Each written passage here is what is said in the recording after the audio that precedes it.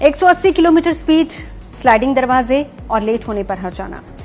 Indian railway ने अपनी तरफ से कुछ ऐसी शर्तें रख दी हैं जो कि देश की प्राइवेट ट्रेन्स को लेकर दी गई हैं।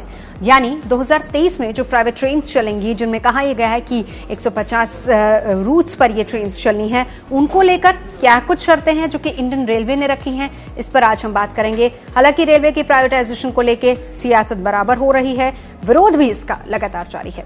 अब बात कर लेते हैं उन शर्तों की जो कि इंडियन रेलवे ने रखी हैं।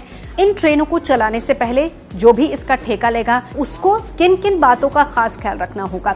यानी ट्रेन में वो ऐसी कौन सी फीचर्स होनी चाहिए जिनकी जरूरत है। बड़ी बात यह है कि ये मेट्रो और वंदे भारत एक्सप्रेस जो है उससे काफी हद तक मिलती जुलती होंगी। फीचर्स काफी हद तक बिल्कुल सेम होंगे, लेकिन कुछ एडिशनल फीचर्स भी इसमें डाले गए हैं। एक एक करके सभी की बात करेंगे, सभी की चर्चा करेंगे। जैसे इलेक्ट्रॉनिक स्लाइडिंग दरवाजों की बात कही गई है, डबल ग्लेज सेफ्टी ग्लास की खिड़कियां होनी चाहिए, इसका ख्याल रखना चाहिए। पैसेंजर सर्विस लेन सिस्टम होना चाहिए और इसके अलावा ट्रेन के अंदर एक सूचना बोर्ड होना चाहिए जिसमें यह कम से कम पता चलता रहे कि ट्रेन कहां पर पहुंची है, ट्रेन की स्पीड क्या चल रही है, और इसके बारे में सारी जानकारी उस बोर्ड पर होनी चाहिए। इसके अलावा एक टॉक बैक भी होना चाहिए जिसमें अगर किसी तरह की कोई इमरजेंसी आ जाती है तो कम से कम वो पैसेंजर उस टॉक बैक के जरिए बात भी कर सके। और ट्रेन को चलाने को लेकर जिस तरीके से इंडियन रेलवे ने शर्तें रखी है उसमें एक बहुत अहम चीज है जिसमें यह कहा गया है कि सीसीटीवी कैमरे जरूर होने चाहिए और रिकॉर्डिंग सर्विलांस कैमरा होना चाहिए। यह सिस्टम भी बहुत अहम होगा उस ट्रेन में।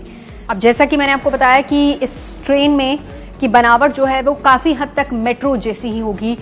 अंदर के फीचर्स में काफी कुछ बदलाव है, लेकिन अगर बाहर के फीचर्स की बात करें, जैसे मेट्रो में आपने अक्सर जब भी सफर किया होगा, दिल्ली मेट्रो की अगर मैं बात करूं तो उसमें आगे और पीछे दोनों तरफ, यानी कि ट्रेन सीधे भी जा सकती है और बैक भी आ सकती है। इस तरह के डिब्बों की बनावट इस तरह से की जाएगी, यानी कि ड्राइविंग स्पेस जो आगे पीछे दोनों जगह पर होना चाहिए। अब इसके अलावा बड़ी बात आती है कि इसकी स्पीड कितनी होगी।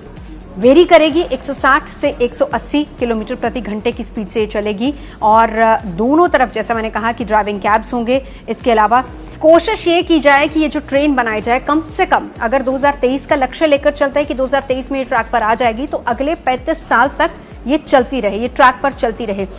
इतनी मजबूती से और इन सब चीजों का ध्यान में रखते हुए इस ट्रेन को बनाया जाना चाहिए। एक और चीज बहुत खास बात है जिसका इसमें जिक्र किया गया है, जो कि इंडियन रेलवे का प्रपोजल है उसमें इसका जिक्र किया गया है। 0 to 160 किलोमीटर की जो स्पीड है वो 140 सेकंड, ये बाकायदा सेकंड्स बताए गए हैं कि 140 सेकंड में ट्रेन 0 से 160 किलोमीटर प्रति घंटे की रफ्तार पकड़ ले, इसको भी एड ऑन उसमें किया गया है।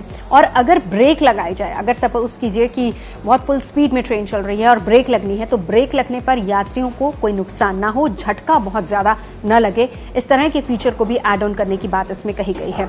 4 स्लाइडिंग डोर्स हैं जो दोनों तरफ होने चाहिए, 2 आगे और 2 पीछे, निकासी द्वार की बात इसमें की गई है।